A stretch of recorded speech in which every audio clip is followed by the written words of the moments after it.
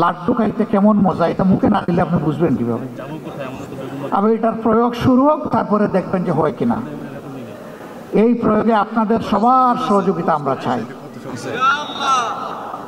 আমরা আশা করি মানুষ নিজের প্রয়োজনে, নিজের কল্যাণে আমাদের এই উদ্যোগে ইনশাল্লাহ সবাই সম্পৃক্ত হবে।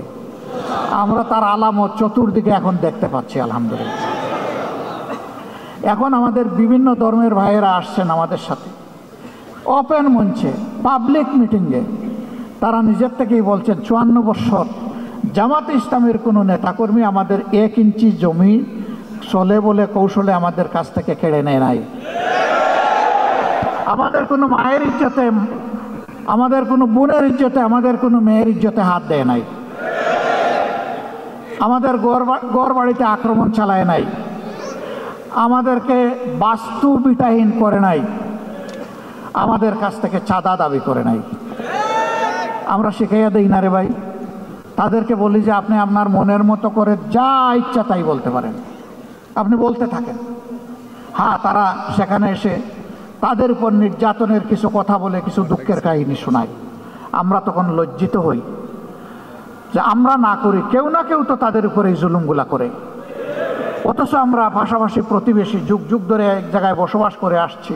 লেখাপড়া করতে গেলে একই বেঞ্চে বসে, একই ডেস্কে বই রেখে আমরা লেখাপড়া করেছি। আজকে আমাদের এই সহযাত্রীদের সাথে আচরণ কেন?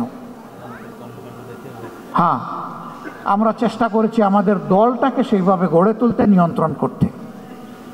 আমরা আশা করি এই দলের হাতে আল্লাহ যদি দেশ পরিচালনার দায়িত্ব দেন, এখন আমরা দল নিয়ন্ত্রণ করেছি, আমরা ইনশাআল্লাহ দেশও নিয়ন্ত্রণ করতে পারব।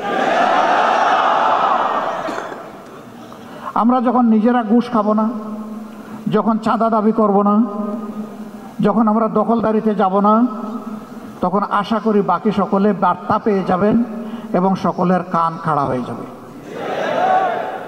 এরপরে আমাদের সংগঠন হোক অথবা যে কোনো নাগরিক হোক, যদি এর কোনো ব্যত্যয় ঘটে, তার জন্য সত্যিকারের প্রয়োগ করার মতো আইন থাকবে ইনশাআল্লাহ।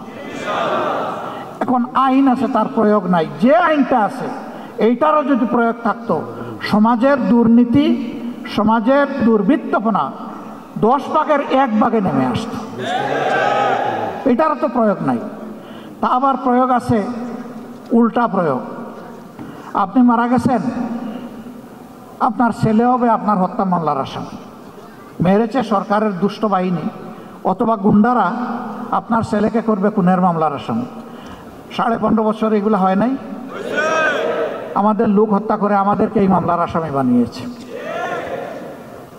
সম্মানিত ভাইয়েরা, এই দুনিয়ায় 100% ন্যায় বিচার নিশ্চিত করা অসম্ভব।